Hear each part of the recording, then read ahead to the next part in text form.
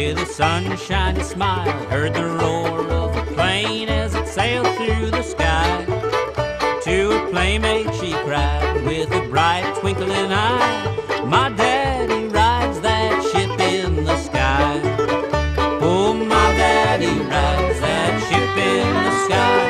My daddy rides that ship in the sky. Mama's not afraid and neither am I, 'cause my daddy rides that ship in the sky.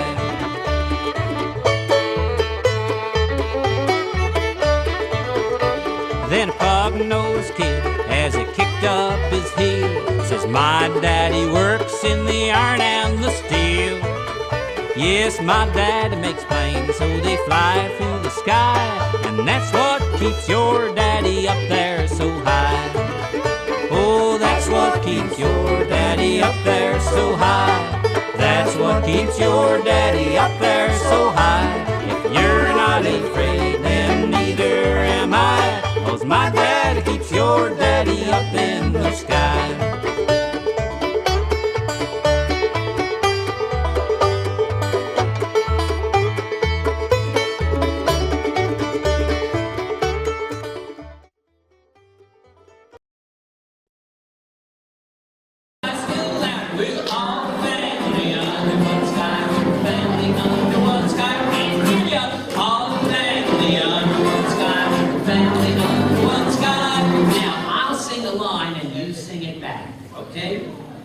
We're people, we're animals, we're flowers and birds in flight. I said we're people, we're animals, we're flowers and birds in flight. All together, and we're all family under one sky. We're family under one sky. In here, we're all family under one sky.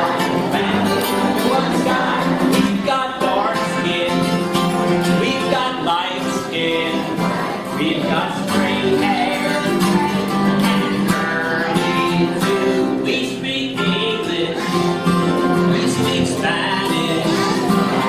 We're different, but we're the same. Here you go, and we're all a family under one sky. We're a family under one sky. We're all a family under one sky. Family under one sky. Once more, we're all family under one sky. And the Prophet Muhammad was the founder of Islam. The Holy Book is not the Bible, it's the Quran. And mosques, the equivalent of a church, don't look like that. That's a big and beautiful one in the capital of Turkey, Istanbul. And it just happens that the first story I'm going to tell you comes from that country of Turkey. It's one of many, many stories told about a man who really lived, whose name was Nasruddin.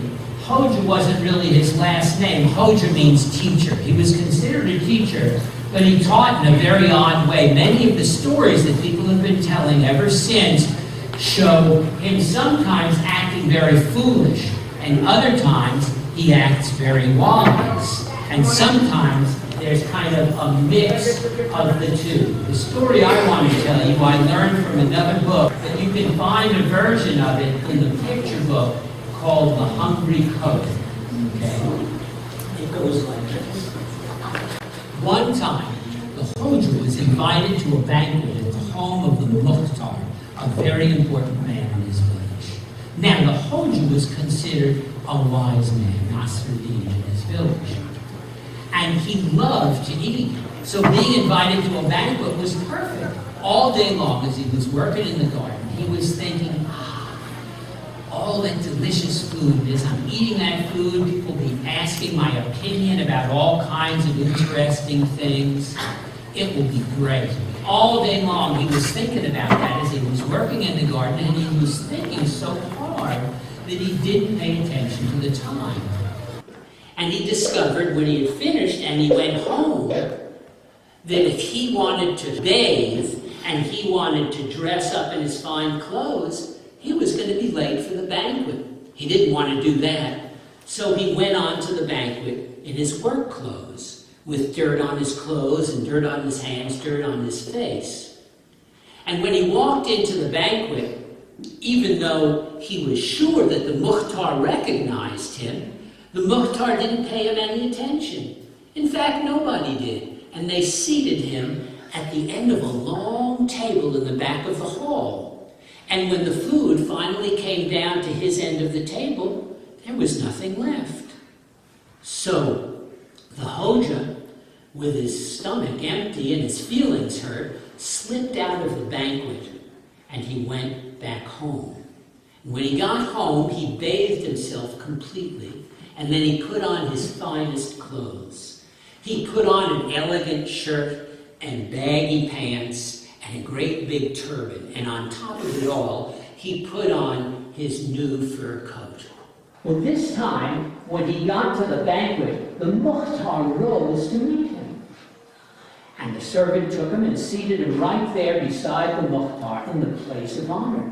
The servants brought him tray after tray of delicious food, and he would take the foods and people were asking him questions, but as he took the food, he didn't eat it.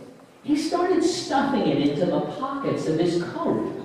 And when he ran out of room in the pockets, he started rubbing it into his shirt. He was rubbing it all over his shirt. The kids thought it was funny, you know. Here he was, the wise man in town, and he was rubbing food in his shirt. But the Mukhtar was kind of embarrassed, and he watched him for a while, and finally he said, Hoja, he said, what are you doing? Have you lost your mind? No, said the Hoja. I haven't lost my mind. I'm just trying to teach you a little lesson.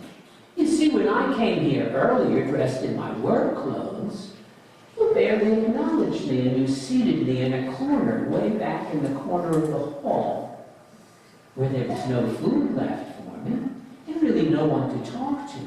When I came back dressed in these elegant clothes, you treated me as the guest of honor.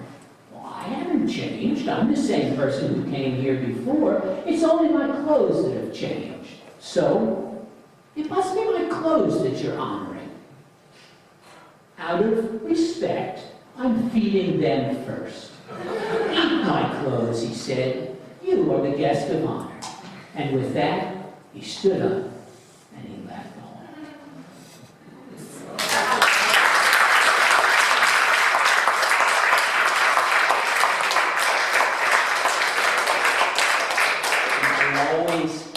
Ask kids what's the lesson of that, and they always get it. They always get it. It's not what's on the outside. It's not the hijab. It's not the old torn pants. It's what's on the inside.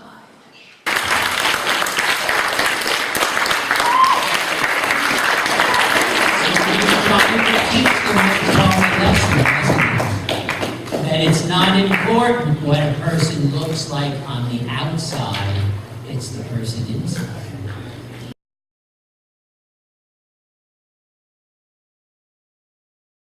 I want you to put on a pair of glasses for your grandma, because you know our eyes get old.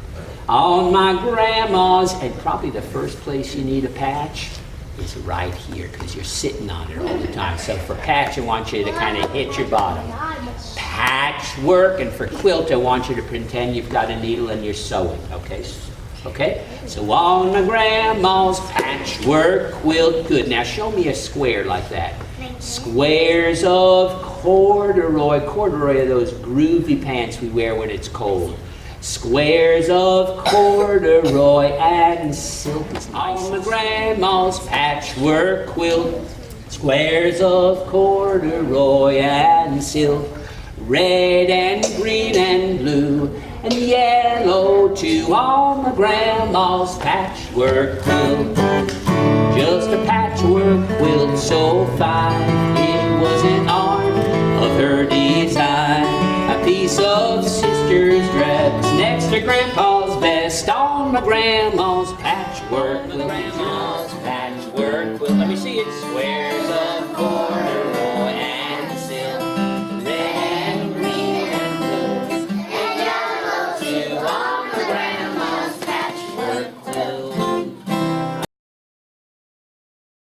And the Irish eat lots of potatoes, and in the old days they used to really depend on those potatoes. And this is a story about Jamie O'Rourke and the big potato. Now Jamie O'Rourke was the laziest man in Ireland. He would do anything to keep from working. He would sit around all day, and his wife Eileen would say, "Jamie O'Rourke, we'll have nothing to eat this winter if you don't get up and pick out the praties." "Oh, my Lord," Jamie would say, "wife, if I so much as get out of this seat, my back will break on me." You think he was telling the truth? No. Well, one day, Eileen, her back really did get hurt, and she was stuck in bed. Well, with Eileen stuck in bed, you would think that Jamie would get up and he would pull out the praties so he could eat. That would be a good prediction, wouldn't it? Do you make predictions of stories? Yeah, that would be a good prediction, except that Jamie O'Rourke was the laziest man in Ireland. So what he did was he said to himself, with Eileen up in bed, there'll be no praties." Praties were potatoes. It's a word for potatoes that the Irish use.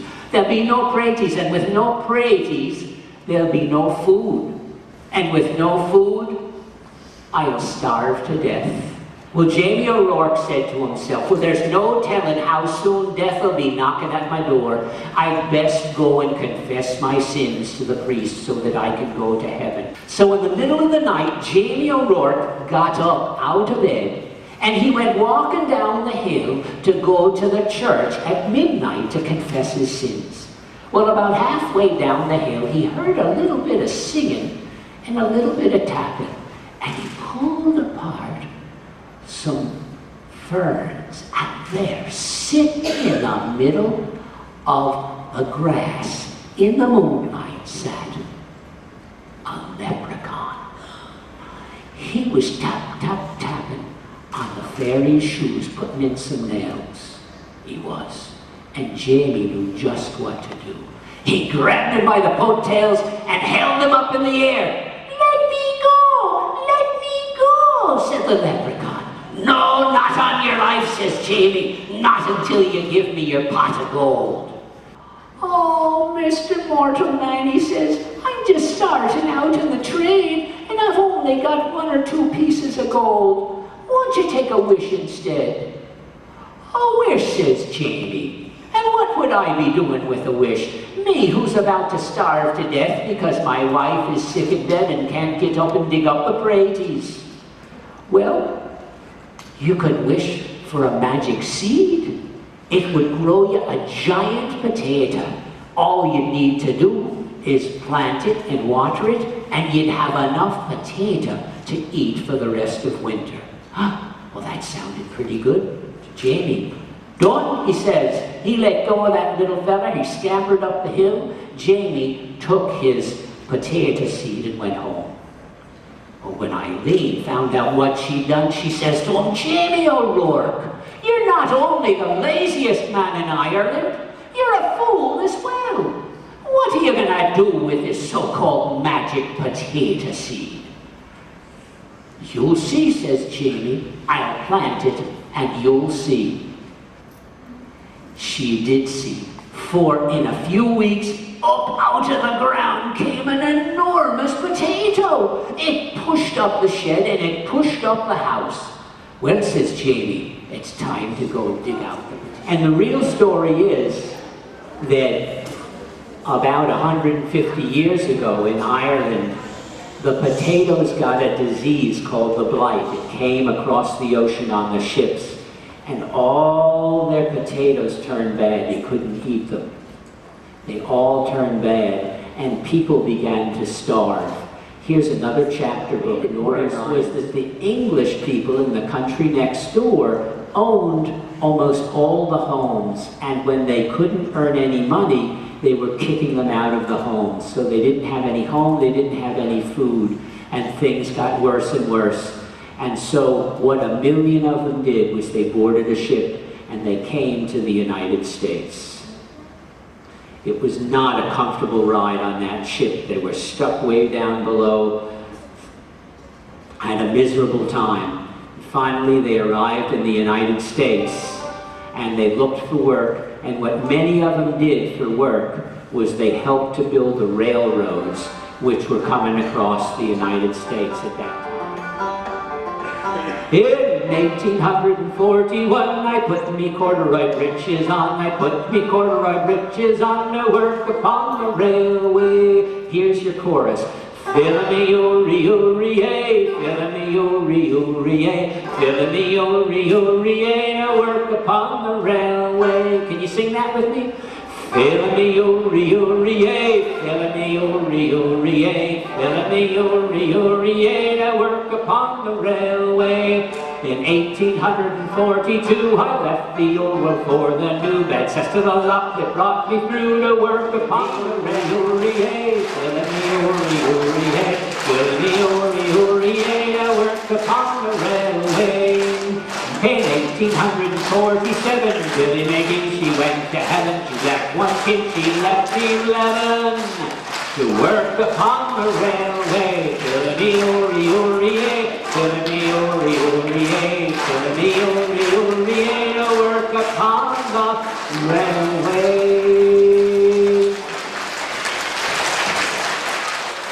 I'm going to tell you a story that comes from there. The song is called Mi Casa es Su Casa. What does that mean? Who can tell me what that means? What does that mean? My house is your house. That's right, it's a way of welcoming somebody. It's like saying, make yourself at home. Feel like you're at home. My house is your house. Now, in this song, the woman who wrote it, Michele Valeri, is kind of telling about her adventures when she traveled throughout Latin America. And she found that every place she went, the people were so nice to her. And most of them were poor people. They were so nice to her, she wanted to write a song about her. But because she was writing for kids, she thought it'd be fun to make it animals instead of people who were inviting her in.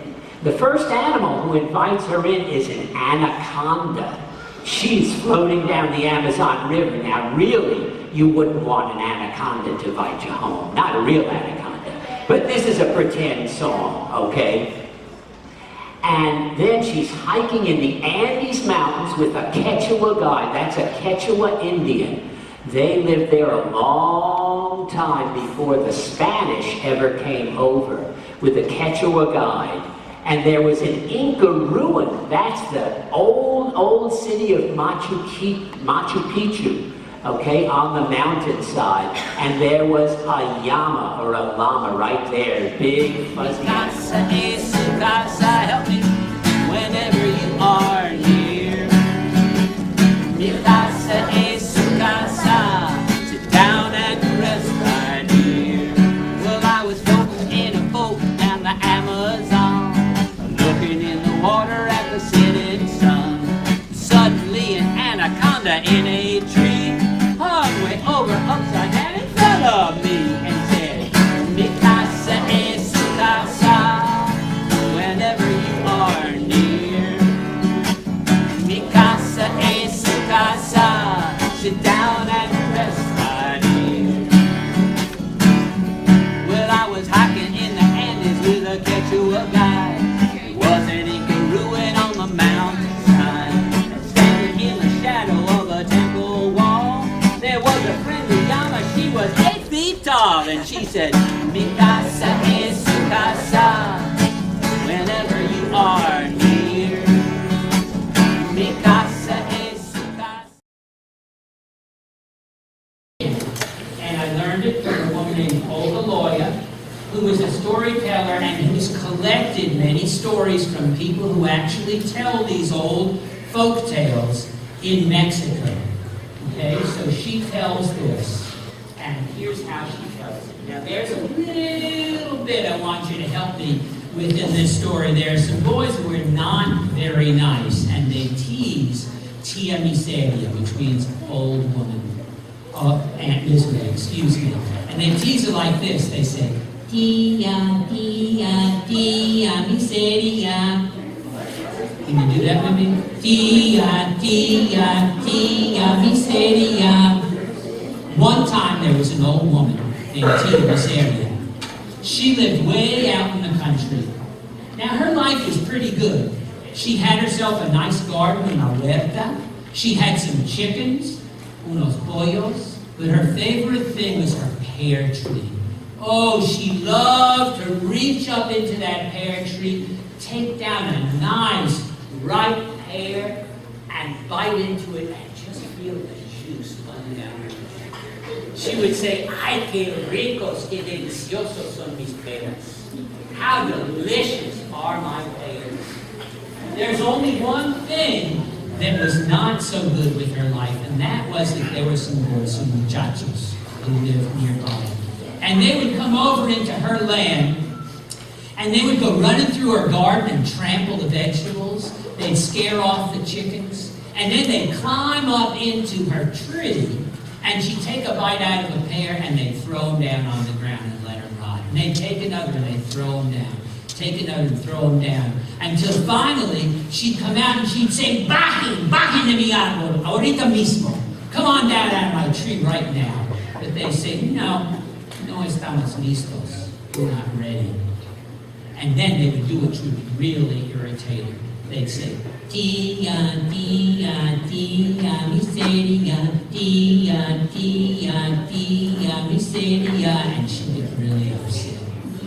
Well, one evening, there was a knock on Tia Miseria's door, and she opened the door, and there was a young man. And the young man said, Por favor, Tia Miseria, I've been traveling for 3 days, and I need a place to stay. Could I stay the night with you? Yo puedo quedarme la noche con usted? Sí, como no, she said, why not? She invited him in. She fixed him a nice plate of arroz and frijoles, rice and beans. She put in some verduras, some vegetables, unos huevos, some eggs. And he ate a nice big plate and he was full.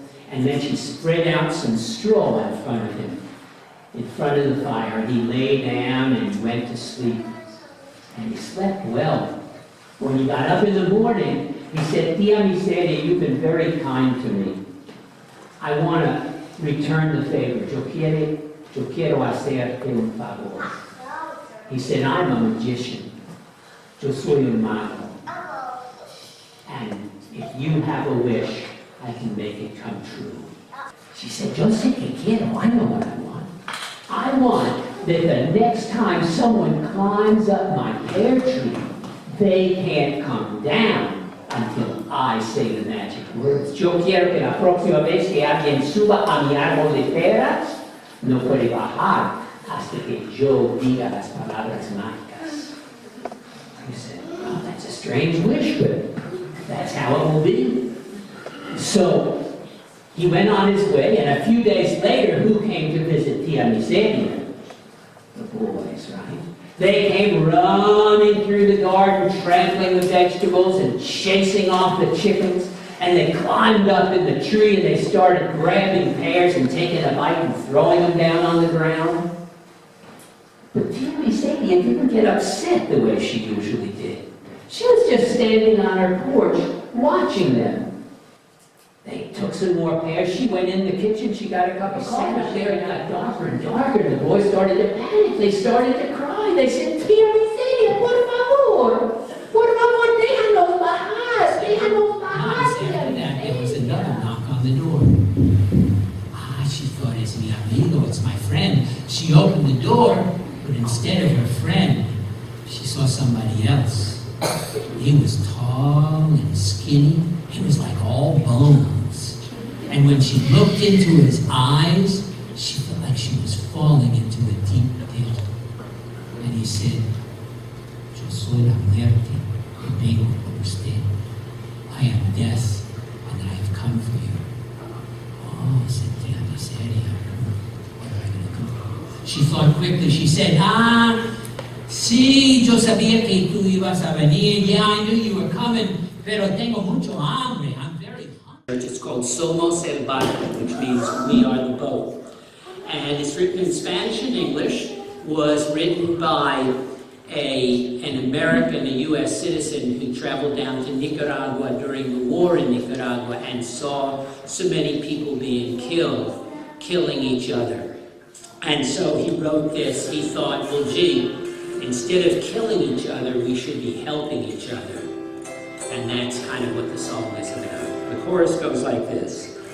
Somos el barco, somos el mar, yo navego en ti, tú navegas en mí, and in English goes like this. We are the boat, we are the sea, I sail in you, you sail in me.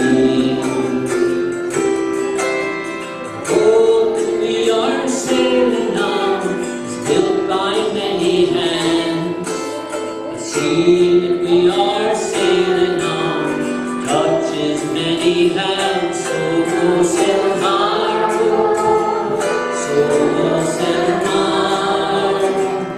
Yo navego en ti, tú navegas en mí.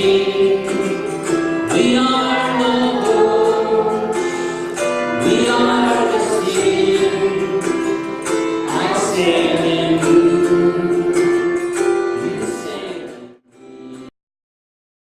so famous because he can do so much being tiny, weaving this incredible web. It's like magic.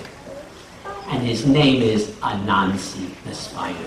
There's loads of books and loads of tales about Anansi, so be sure and check some of them out at the library. This is one where Anansi is not so much a trickster as he can't control himself. They ever talk about self-control with you here at school? He has a problem with self-control. One I want to tell you is about Anansi and the pot of beans. Here's how it goes. One time, one spring, Anansi's grandmother asked Anansi if he would help her plant beans. She said, Anansi, I'm fixing your favorite food, spicy beans, and when you finish planting, we'll fix up a nice big dinner and we'll eat together. Oh, Grandma, he said, I love spicy beans. She said, I know it. You come over and help me on Saturday. Well, Saturday he got there and she showed him how to plant and where to plant. And then she went in the kitchen and she began to prepare the beans. She took the beans, which had been soaking in the water overnight, and she put them in the pot and she put in some new water and built a fire and started those beans cooking. But when she went to the cupboard to look for the spices to put in the spicy beans, they were all gone. She had used them all up and the tins were empty. Well, she went out to Anansi. She said, Anansi, I have to go to the store and get some more spices. You continue doing your work, and when I get back, I'll put in the spices and we'll cook dinner and we'll have a wonderful meal. But Anansi, she said, whatever you do, don't go and touch those beans. They're very hot and you could burn yourself. What did I say, Anansi? He said, I won't touch himself standing right in front of that pot of beans. Well, she said, don't touch the beans. It won't hurt if I smell them. Took the top off. Oh, Anansi loved beans. He said, it won't hurt if I just take a taste. Grandma doesn't have to know. Sitting right there was her wooden spoon, and it looked kind of lonely, so Anansi picked it up. And he took a taste. He took it out of the bowl. He blew on it. It was good. Maybe just one more. Maybe another. I've had 3. A 4th one's not going to make any difference. Well, Anansi got to thinking he'd like some more of that, and he wanted it to cool faster, so he took off his hat and he put the beans in the hat. Well, a A moment later, there was some yelling out in the field, and some neighbors were yelling, "Get out of here, you nasty birds! Get out of here! Get away from Grandma's beans! Get away from here!" Well, the birds suddenly flew in the kitchen window where Anansi was, and the neighbors started pounding on the door. They said, "Anansi, let us in! Let us get those birds! They're eating Grandma's beans!" They were pounding and pounding, and Anansi thought, what am I going to do with this hat full of beans? I don't want them to see me with this hat full of beans. Well, I'll bet you can predict what Anansi did, can't you? He took that hat full of beans, which had not had time to cool, and put it on his head and opened the door. There stood Anansi with that hat full of hot beans on his head. And the neighbors came in and they chased the birds out of there and they started to leave. And there was Anansi. He was standing there with sweat dripping down his face, looking like this. They said, "Anansi, what happened? Did those birds hurt you?" He said, No, I've just been sweating a lot. I've been working all morning. You can go now. I'm okay." But they were concerned. They said, "Anansi, you're sure they didn't hurt you?" Anansi was starting to cry from the pain. He was going like this. They said, "Anansi, are you okay?" They didn't know what was the matter. Anansi said, yes, I'm okay. You can go now." They said, "Anansi, we want to help you." At this point, Anansi couldn't stand still. He started shaking his hat to get the beans to move around and going back on one foot and then the other. They said, "Anansi, that's a wonderful dance. What do you call that?" He said, "It's the hat shaking dance. It's the hat shaking dance." "Oh, can you do that with me? Shake your hat." "Oh! Well, Anansi wanted them to leave when they weren't leaving, so he decided he was going to have to leave. Anansi went out through the door and down the road, but the people followed him, dancing behind him.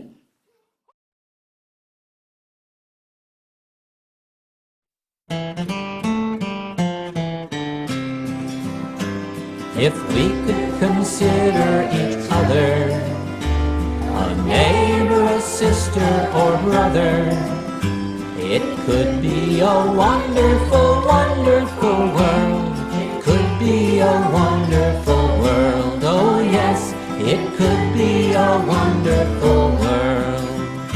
If each little kid could have fresh milk each day, if all working folks had enough time to pray, if each homeless soul had a good place to stay, it could be a wonderful world. Oh yes, it could be a wonderful world. If we could consider each other a neighbor, a sister, or brother, it could be a wonderful, wonderful world. It could be a wonderful